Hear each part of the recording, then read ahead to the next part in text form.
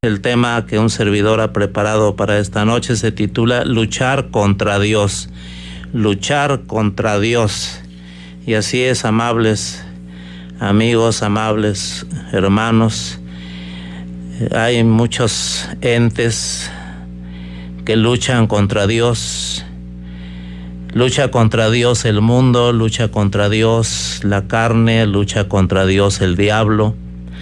Hay sistemas religiosos, filosóficos, luchan contra Dios, ideas humanas, ateísmo, inclusive gobernantes se juntan o conjuntan para luchar contra Dios y están totalmente activos en esta ocupación maligna, por decirlo así de alguna manera. En esta noche voy a leer una porción precisamente que se refiere a este tema, luchar contra Dios.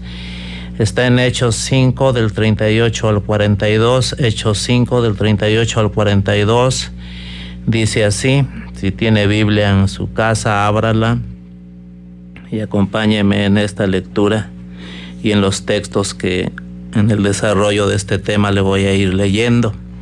Dice así Hechos 5, 38 al 42. Y ahora os digo, apartaos de estos hombres y dejadlos, porque si este consejo o esta obra es de los hombres, se desvanecerá. Mas si es de Dios, no la podréis destruir. No seáis tal vez hallados luchando contra Dios. Y convinieron con él, y llamando a los apóstoles, después de azotarlos, les intimaron que no hablasen en el nombre de Jesús, y los pusieron en libertad. Y ellos salieron de la presencia del concilio gozosos de haber sido tenidos por dignos de padecer afrenta por causa del nombre. Y todos los días en el templo y por las casas no cesaban de enseñar y predicar a Jesucristo. Luchar contra Dios es pelear contra Dios. Fue lo que un varón llamado Gamaliel dijo a los sacerdotes, al jefe de la guardia del templo y a los saduceos, también a los gobernantes, a los ancianos, a los escribas, al sumo sacerdote Anás, a Caifás, a Juan y Alejandro y todos los que eran de las familias de los sumos sacerdotes. A todos estos, este personaje llamado Gamaliel les dijo: no seáis tal vez hallados luchando contra Dios. ¿Pero por qué se los dijo? Bueno, le pongo en contexto, amable oyente. Nos ubicamos ahí en Hechos, simplemente le comento. Una vez que el Señor Jesucristo ascendió al cielo, lo leemos en Hechos 1:9, sus discípulos volvieron a Jerusalén y se reunieron en el aposento alto. Y todos perseveraban unánimes en oración y ruego con las mujeres y con María, la madre de Jesús, y con sus hermanos, esperando la venida del Espíritu Santo que el Señor Jesús les prometió que les enviaría, pero que ya les había anunciado antemano que vendría el Espíritu Santo. Ahí en Lucas 24:49 vemos que el Señor les promete la venida del Espíritu Santo. Se lo leo, Lucas 24:49, dice: He aquí, yo enviaré la promesa de mi Padre sobre vosotros, pero quedaos vosotros en la ciudad de Jerusalén hasta que seáis investidos de poder desde lo alto. También en Hechos 1:8 les vuelve a repetir esa promesa, o les vuelve a hacer esa promesa. Hechos 1:8 dice: pero recibiréis poder cuando haya venido sobre vosotros el Espíritu Santo, y me seréis testigos en Jerusalén, en toda Judea, en Samaria y hasta lo último de la tierra. Y precisamente esta promesa que el Señor les hizo a sus discípulos se cumplió. Ahí lo leemos en Hechos 2:4, ahí fue donde se nos narra que se cumplió la promesa que hizo el Señor a sus discípulos de enviar al Espíritu Santo, y es ahí donde leemos que descendió. Dice Hechos 2:4, y fueron todos llenos del Espíritu Santo y comenzaron a hablar en otras lenguas según el Espíritu les daba que hablasen. Es decir, no podían ellos comenzar o iniciar la comisión que les dio el Señor Jesús de predicar el Evangelio a toda criatura, sino hasta que viniese sobre ellos el Espíritu de Dios y que los investiría del poder de Dios para que fuesen sus testigos. Una vez que el Espíritu Santo los llena a todos, una vez que el Espíritu Santo estaba en sus vidas, precisamente comenzaron a predicar a Jesucristo. A Jesucristo, hago énfasis, predicar a Jesucristo, iniciando precisamente en Jerusalén. Y el mensaje central de estos siervos del Señor fue precisamente el Señor Jesús. Le leo Hechos 2, 22 y 23. Ahí es el apóstol Pedro ya predicando. Dice así: Jesús Nazareno, varón aprobado por Dios entre vosotros con las maravillas, prodigios y señales que Dios hizo entre todos nosotros por medio de él. Como vosotros mismos sabéis, a este, refiriéndose al Señor Jesús, entregado por el determinado consejo y anticipado conocimiento de Dios, prendisteis y matasteis por manos de inicuos, crucificándole. Y así, amables oyentes, de esta manera el apóstol Pedro predicaba a los judíos.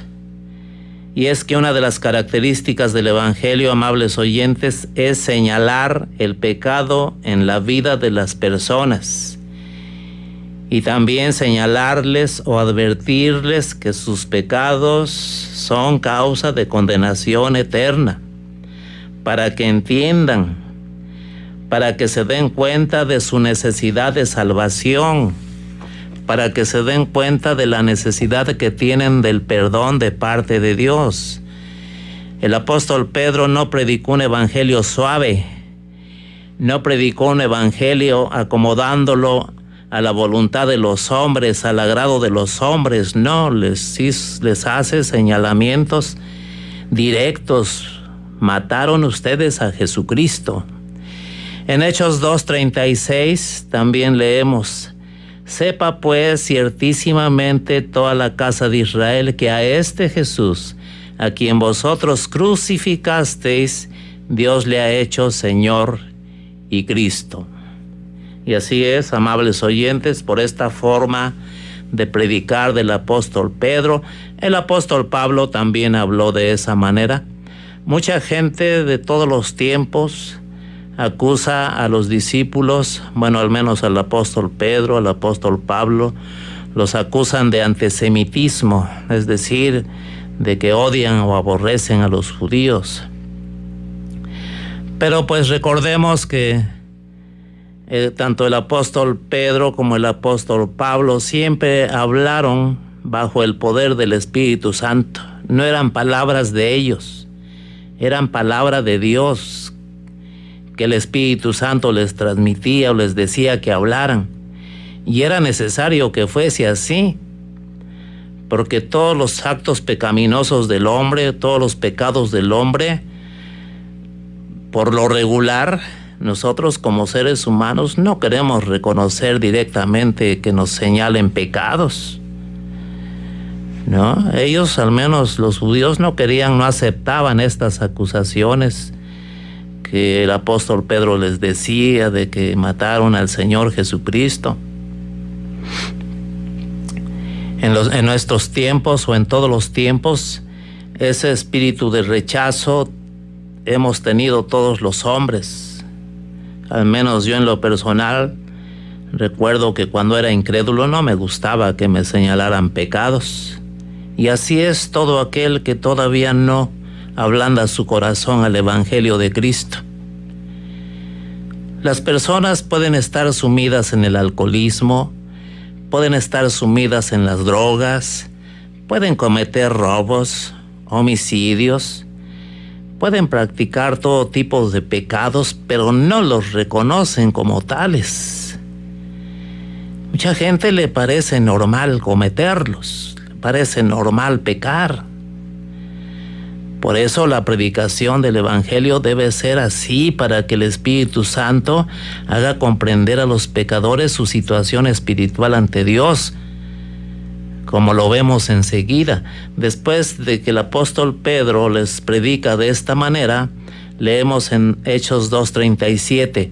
Al oír esto, es decir, lo que el apóstol Pedro les decía o acusaba, al oír esto se compungieron de corazón.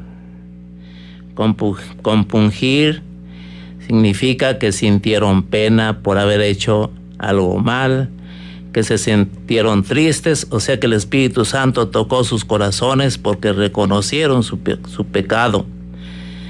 Y dijeron a Pedro y a los otros apóstoles: varones, hermanos, ¿qué haremos? O sea, para salir de esa situación. Pedro les dijo: arrepentíos y bautícese cada uno de vosotros en el nombre de Jesucristo para perdón de los pecados, y recibiréis el don del Espíritu Santo. Y así es, amable oyente, solo por el Espíritu de Dios es que la gente viene a sentir pena, viene a sentir tristeza, arrepentimiento por haber pecado.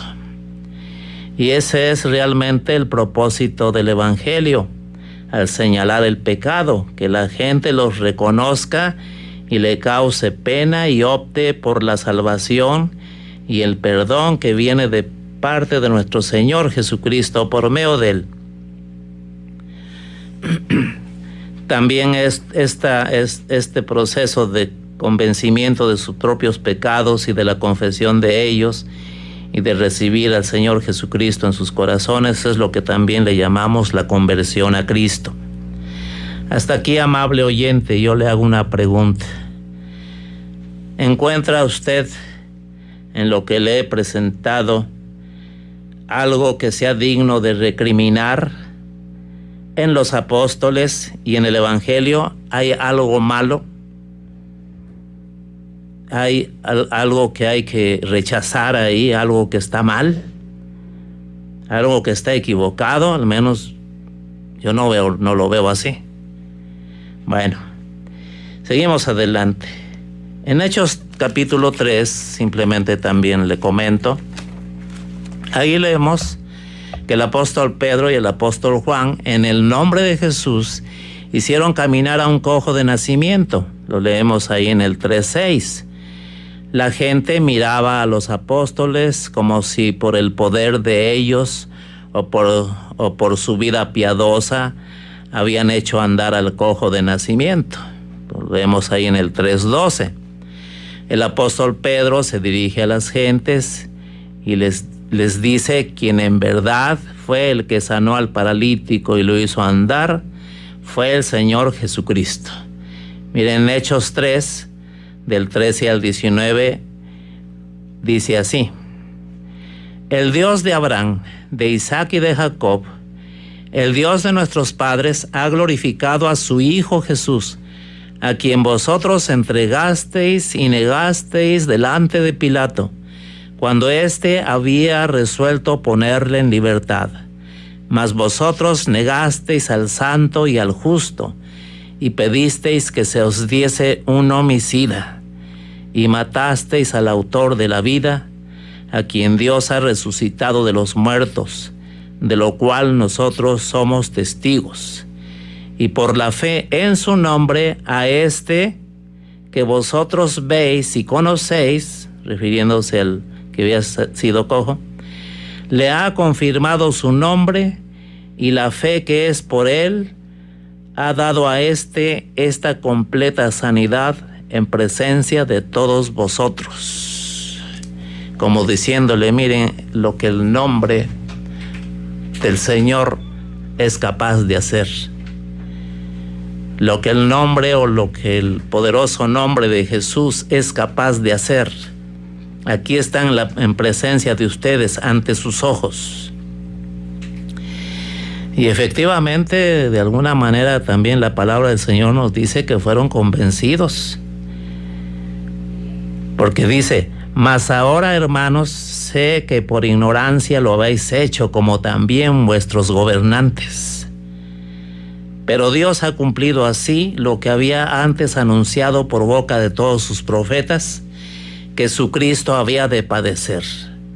Así que arrepentíos y convertíos para que sean borrados vuestros pecados, para que vengan de la presencia del Señor tiempos de refrigerio. Si por un lado el apóstol Pedro les acusaba de haber matado al Señor Jesucristo, de haberlo negado, de haber pedido mejor a Barrabás, que era un homicida, y a Cristo gritaron que le crucificara. Es cierto eso, pero también les decía la solución, les daba la solución de cómo salir de este problema. Y les decía: arrepentíos y convertíos, para que sean borrados vuestros pecados. Este es el método del Señor para perdonar los pecados también de usted. Arrepiéntase y conviértase. No ande buscando que sus pecados sean borrados portándose bien, haciendo obras, siguiendo no sé qué cosa. Aquí el Señor nos está diciendo lo que Él quiere ver en los pecadores para que borre sus pecados. Dice: para que vengan de la presencia del Señor tiempos de refrigerio. Refrigerio significa alivio o consuelo ante un apuro o dificultad o incomodidad o pena. O sea, significa tranquilidad de saberse libre de una culpa. Eso viene del Señor para quienes se arrepienten y se convierten, además de que sus pecados son borrados. Sigue diciendo aquí en Hechos 3:26: a vosotros primeramente Dios, habiendo levantado a su Hijo, lo envió para que os bendijese, a fin de que cada uno se convierta de su maldad. Ahí está una vez más el apóstol Pedro hablándoles el evangelio del Señor Jesucristo.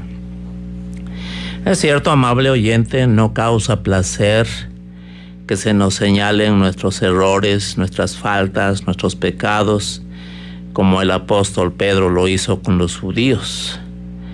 Él les dijo, entregasteis, negasteis al santo y al justo, pedisteis un homicida, matasteis al autor de la vida. Esto es lo que habían hecho con Jesús. Y ellos lo sabían perfectamente. Pero tal acusación, como ya lo dije, tenía el propósito de que reconocieran sus pecados y se compungieran de corazón, y que se arrepintiesen y convirtiesen de sus pecados. En otras palabras, el propósito era salvación de sus almas y el perdón de pecados, precisamente reconociendo al Señor Jesucristo como su Salvador personal, que creyeran en Él. El hecho de que les señalara sus pecados no tenía otro fin extraño, no tenía un fin diferente, simplemente los guiaba al arrepentimiento. Y estaban por ahí, no sé en qué lugar de ese cuadro que nos presenta la Biblia, estaban por ahí personajes observando este trabajo de los apóstoles en la obra del Señor, pero no estaban contentos y se empezaban a incomodar, y de alguna manera empezaron a actuar en oposición de esta obra y a impedir que siguiera adelante. Miren, Hechos 4:1, después de esta escena en donde el paralítico cojo de nacimiento era sanado, lo observaron todos estos personajes que enseguida le menciono. Dice el 4:1 de Hechos: hablando ellos al pueblo, porque seguían predicando, vinieron sobre ellos los sacerdotes con el jefe de la guardia del templo y los saduceos, resentidos de que enseñasen al pueblo y anunciasen en Jesús la resurrección de entre los muertos. Y les echaron mano y los pusieron en la cárcel hasta el día siguiente. Dice que estaban resentidos. ¿Quién sabe en qué los dañó todo esto? Resentidos significa que estaban disgustados, estaban enfadados, porque las palabras de los apóstoles las consideraron ofensivas a ellos. No, estos no se compungieron. Estos sus corazones se endurecieron y brillante solución: apresar a los discípulos y meterlos a la cárcel. Se enojaban de que enseñasen al pueblo y anunciasen en Jesús la resurrección entre los muertos. Así, estos personajes empezaban a luchar contra Dios. Bueno, de hecho, ya en la vida del Señor Jesucristo experimentó esta oposición en contra de su obra. De esta manera empezaron a luchar contra Dios estos personajes, y así lo siguieron haciendo, al menos aquí, apresando a los siervos del Señor a fin de detener la propagación de la verdad del Evangelio. Aquí fue precisamente encarcelando a los discípulos, pero a pesar de ello ya se habían convertido más de 8,000 personas. En Hechos 4, del 5 al 14, los discípulos ya estaban en la cárcel. Leemos lo siguiente, Hechos 4, 5 al 14. Aconteció al día siguiente que se reunieron en Jerusalén los gobernantes y los ancianos y los escribas y el sumo sacerdote, Anás y Caifás y Juan y Alejandro y todos los que eran de la familia de los sumos sacerdotes, y poniéndolos a los discípulos en medio de ellos, les preguntaron: ¿con qué potestad o en qué nombre habéis hecho vosotros esto? Entonces Pedro, lleno del Espíritu Santo, les dijo: gobernantes del pueblo y ancianos de Israel, puesto que hoy se nos interroga acerca del beneficio hecho a un hombre enfermo, de qué manera éste haya sido sanado, sea notorio a todos vosotros y a todo el pueblo de Israel, que en el nombre de Jesucristo de Nazaret, a quien vosotros crucificasteis y a quien Dios resucitó de los muertos, por él, este hombre está en vuestra presencia sano. Este Jesús es la piedra reprobada por vosotros los edificadores, la cual ha venido a ser cabeza del ángulo, y en ningún otro hay salvación, porque no hay otro nombre bajo el cielo dado a los hombres en que podemos ser salvos. Entonces, viendo el denuedo de Pedro y de Juan, y sabiendo que eran hombres sin letras y del vulgo, se maravillaban y les reconocían que habían estado con Jesús, y viendo al hombre que había sido sanado, que estaba en pie con ellos, no podían decir nada en contra. Y en Hechos 4:16 leemos que dicen también: ¿qué haremos con estos hombres? Porque de cierto, señal manifiesta ha sido hecha por ellos, notoria a todos los que moran en Jerusalén, y no lo podemos negar. O sea, ellos mismos se convencieron del poder, de lo que el poder del Señor hacía por medio de los discípulos en favor de este cojo, o que ya había sido cojo. Pero mire qué resolución sacan. Sin embargo, para que no se divulgue más, para que no se divulgue más el nombre del Señor, dirían, entre el pueblo, amenacémosles para que no hablen de aquí en adelante a hombre alguno en este nombre. Y llamándolos, les intimaron que en ninguna manera hablasen ni enseñasen en el nombre de Jesús. No, el nombre de Jesús inquieta a muchos hasta nuestros tiempos. Intimar significa advertir severamente. Qué triste es que a pesar de las evidencias que tenían ante sus ojos del poder del Señor Jesús, por medio de los milagros que los discípulos hacían, porque Él les dio de ese poder, de Él. Qué triste que los religiosos persistieron y persisten hasta nuestros tiempos en luchar contra Dios, cuestionando a los siervos del Señor el por qué predicaban a Cristo.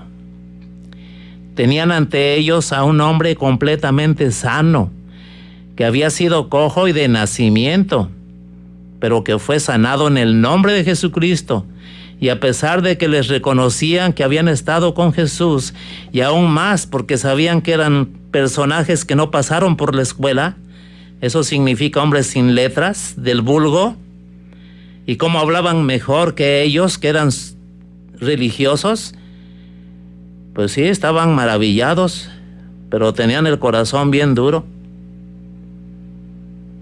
Viendo al hombre sano ante sus ojos, y por ello no podían decir nada en contra, porque les era manifiesto el milagro de sanación y que no lo podían negar. A pesar de todo esto, que les era evidente, aún así dijeron: amenacémosle. Qué triste cuando no se le permite al Espíritu Santo trabajar en el corazón y en la mente. Qué triste que a pesar de que son las verdades del Señor Jesucristo, sus corazones salga odio, sus corazones salga amenazas y de muerte. Dice: para que no hablen de aquí en adelante a hombre alguno en este nombre. Les intimaron que en ninguna manera hablasen ni enseñasen en el nombre de Jesús. Y de esta manera, amables oyentes, esta gente luchaba contra Dios. Si usted, amable oyente, conoce a alguien que asuma estas actitudes ante el nombre de Jesús, no le crea, no le siga.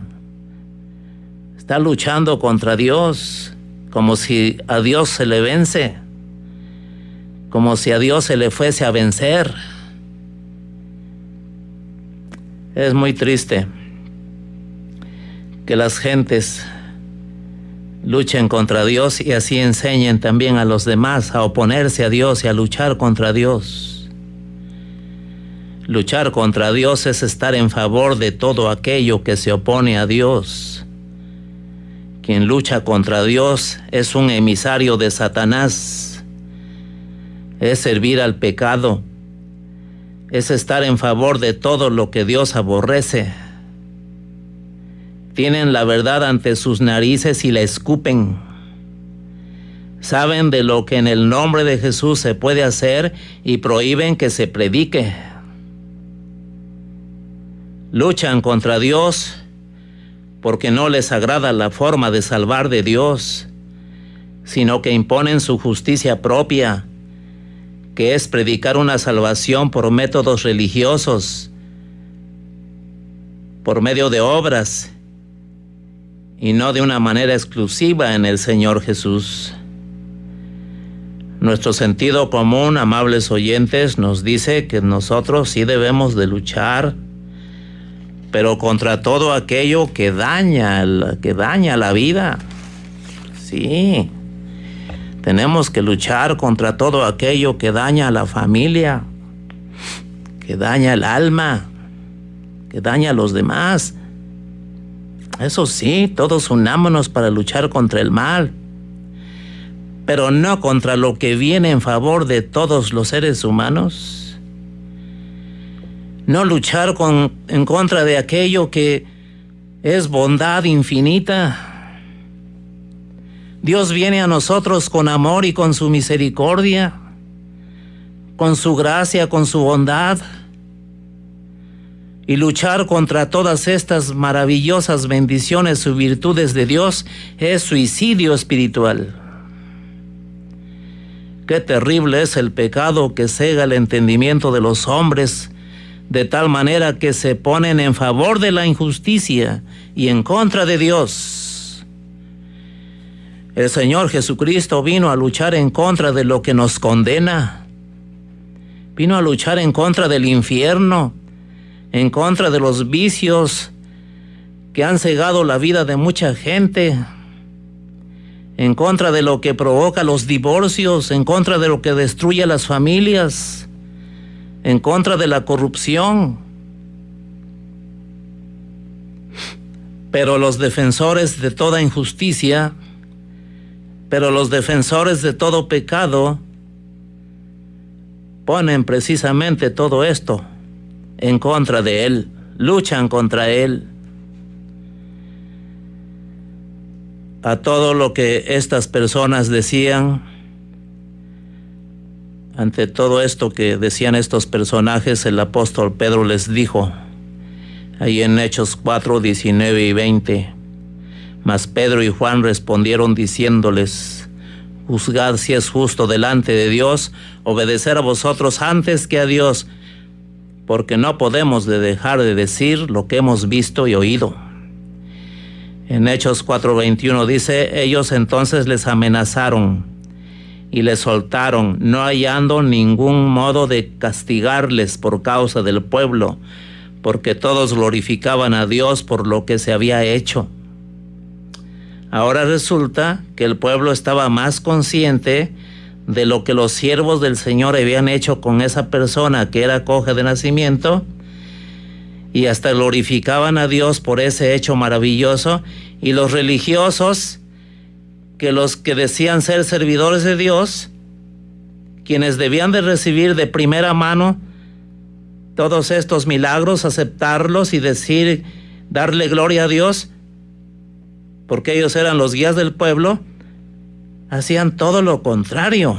Eran los primeros en reprobar estos hechos maravillosos de Dios. Y por supuesto que me refiero a los religiosos. Porque no era por ninguna virtud de los apóstoles, como decía el apóstol Pedro. No fue por ninguna virtud de ellos que hicieron este milagro de sanar al cojo. Fue el Señor mismo por medio de ellos. Por eso este varón llamado Gamaliel les advirtió que estaban luchando contra Dios. Meter a la cárcel, azotar a los discípulos, intimarlos, amenazarlos, prohibirles que predicaran el nombre del Señor, son actos que detienen el Evangelio y detienen también su progreso en medio de un mundo pecador que necesita precisamente el Evangelio. ¿Dónde está el bien de los demás deteniendo el Evangelio? De ninguna manera. Creo que estamos de acuerdo, como ya se lo mencioné, en luchar en contra de aquello que deja una huella de maldad y desolación. Eso sí, pero luchar contra lo que la mano divina hace en favor del pecador, eso es diabólico. Esta gente afirmaba que no podían decir nada en contra de los discípulos, pero hacían bastantes otras cosas en contra de ellos. Como ya le dije, meterlos a la cárcel, azotarlos es golpearlos, amenazarlos, intimarlos, etc. Una vez más le hago otra pregunta. Hasta aquí, amables oyentes, ¿ha habido algo malo en los discípulos y en lo que hicieron como para que merecieran cárcel, merecieran azotes, merecieran amenazas? Hasta aquí, estos religiosos han dado algún argumento poderoso del por qué luchaban contra Dios. Porque estaban luchando contra Dios. No lo habían hecho. Nunca señalaban en dónde estaba lo malo o el error, según ellos, en la obra de los discípulos. Pero así actúa el corazón duro, así actúa el ciego espiritual. No hay peor ciego que el que no quiere ver. Sin embargo, nada de esto detenía a los discípulos en su servicio al Señor. Pero sí siempre estaban en contacto con Dios, orando al Señor, poniendo en su presencia precisamente estas experiencias difíciles al cual eran sometidos por estos religiosos y sus acompañantes. En Hechos 4:29 dice, ya es parte de la oración de ellos, y ahora, Señor, mira sus amenazas y concede a tus siervos que con todo denuedo, es decir, valentía, hablen tu palabra. No, ellos no estaban diciendo, Señor, ya no nos mandes a predicar. No, sí, Vamos a predicar, danos denuedo, danos valentía, Señor. Y en Hechos 4:31 dice, cuando hubieron orado, el lugar en que estaban congregados tembló, y todos fueron llenos del Espíritu Santo y hablaban con denuedo la palabra de Dios. El Espíritu Santo llenó a los discípulos, no llenó al sumo sacerdote y sus acompañantes, no llenó a los saduceos que luchaban contra Dios, llenó a los discípulos porque estaban haciendo bien, estaban haciendo la voluntad de Dios, mientras que estos religiosos estaban luchando contra Dios. Es aquí donde nos damos cuenta quién es el que está en la verdad y quién es el que no está en la verdad. Y a pesar de toda esta oposición, a pesar de toda esta lucha en contra de Dios, el Evangelio progresaba maravillosamente. Muchos se convertían al Señor Jesucristo, porque esta obra no era obra de hombres, era obra de Dios, como Gamaliel bien se los dijo. En Hechos 5, del 17 al 21, vemos una vez más cómo los gobernantes luchan contra Dios. Lo vemos una vez más. ¿Cómo lo hacían? Se lo leo. Repito, Hechos 5, 17 al 21. Entonces, levantándose el sumo sacerdote y todos los que estaban con él, esto es, la secta de los saduceos, se llenaron de celos y echaron mano a los apóstoles y los pusieron en la cárcel pública, otra vez en la cárcel. Mas un ángel del Señor, abriendo de noche las puertas de la cárcel y sacándolos, dijo: id y puestos en pie en el templo, anunciad al pueblo todas las palabras de esta vida. El ángel del Señor no apoyó al sumo sacerdote, no aceptó lo que hizo el sumo sacerdote y los que estaban con él, sino que sacó de la cárcel a quienes ellos habían encarcelado. Este es otro ejemplo en donde nos damos cuenta quiénes son los que están en la verdad, quiénes están haciendo bien ante los ojos de Dios y quiénes están en el error. Los siervos del Señor seguían predicando como les ordenó el ángel. Y cuando mandaron a los alguaciles a traerlos, porque no sabían que un ángel les había abierto las puertas, cuando los mandaron a traer, no los encontraron. Pero alguien les dijo por ahí en Hechos 5:25, he aquí los varones que pusiste en la cárcel están en el templo y enseñan al pueblo. Seguimos leyendo en Hechos 5:26. Entonces fue el jefe de la guardia con los alguaciles y los trajo sin violencia porque temían ser apedreados por el pueblo. 5:27. Cuando los trajeron, los presentaron en el concilio y el sumo sacerdote les preguntó diciendo: ¿no os mandamos estrictamente que no enseñaseis en ese nombre? Y ahora habéis llenado a Jerusalén de vuestra doctrina. No era doctrina de ellos, era de Dios, pero bueno. Y queréis echar sobre nosotros la sangre de este hombre. Eso no es cierto. Ellos mismos echaron la sangre del Señor sobre ellos. Ahí en Mateo 27:25, cuando estaban crucificando al Señor, ellos dijeron: su sangre sea sobre nosotros y sobre nuestros hijos. Ahora estaban culpando a los discípulos que ellos querían echar sobre ellos la sangre del Señor. Yo me pregunto, en lo personal, ¿con qué autoridad mandaban estas personas a los discípulos a no predicar al Señor? ¿Acaso Dios les dio autoridad? ¿Dios prohibiendo hacer lo que Él mismo ordenó? Claro que no. Quien les ordenaba que no se predicase en el nombre de Jesús, o la autoridad que les venía para tratar de detener a los discípulos, venía del diablo, porque el diablo es el único interesado en detener el evangelio y no llegue a los pecadores. No detiene religión, no detiene sectarismo, no detiene tradiciones, no detiene costumbres, porque eso no salva. No detiene ídolos. Pero ¿cómo detiene el evangelio? Porque eso sí salva. Y estos personajes eran tan ignorantes que decían que la enseñanza de los discípulos era de ellos y no de Dios. Y era de Dios. Nunca los discípulos hablaron a título personal, al menos en lo que se refiere al Evangelio. En el 5:29, una vez más, el apóstol Pedro y los discípulos les dijeron: es necesario obedecer a Dios antes que a los hombres. Y en el 5:30 al 36 de Hechos también leemos: el Dios de nuestros padres levantó a Jesús, a quienes vosotros matasteis colgándolo en un madero. A este, o sea, al Señor Jesús, Dios ha exaltado con su diestra por príncipe y salvador, para dar a Israel arrepentimiento y perdón de pecados. Y nosotros somos testigos suyos de estas cosas, y también el Espíritu Santo, el cual ha dado Dios a los que le obedecen.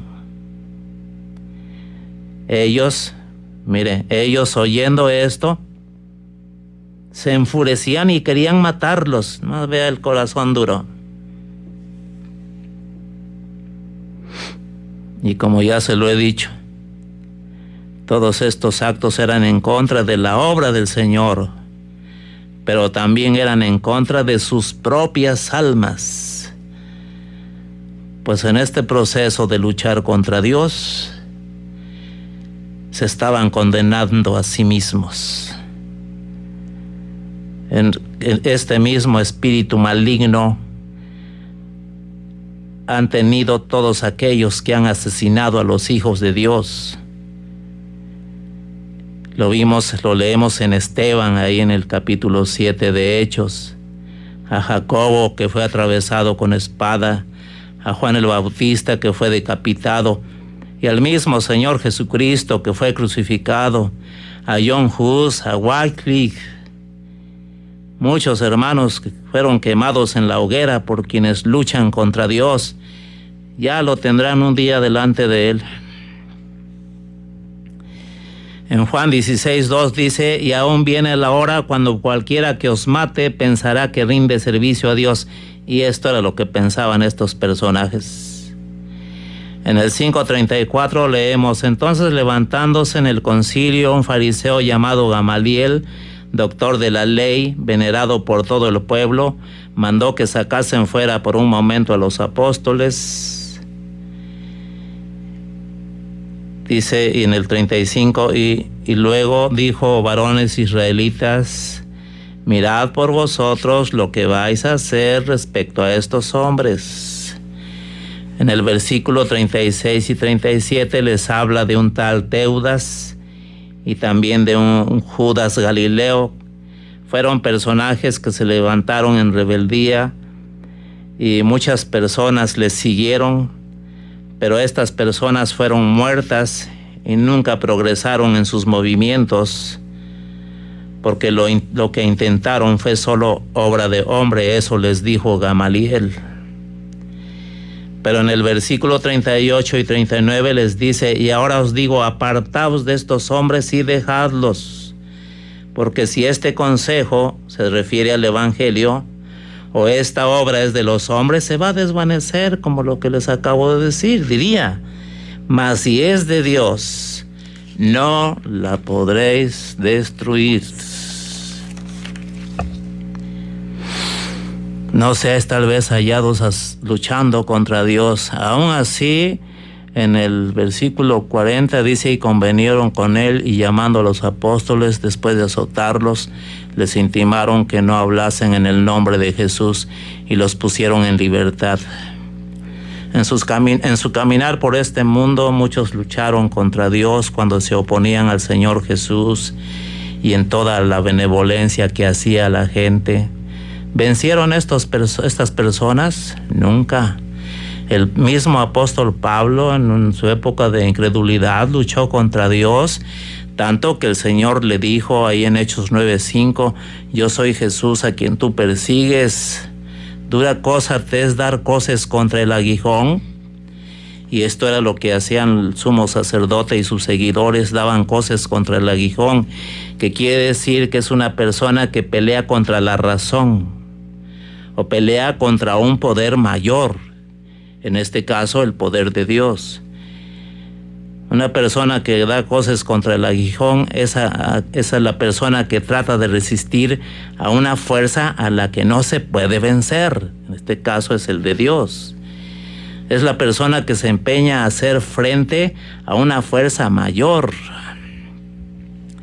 En Job 42 leemos: ¿es sabiduría contender con el Omnipotente? El que disputa con Dios responda a esto. Amable oyente, no siga a los que luchan contra Dios.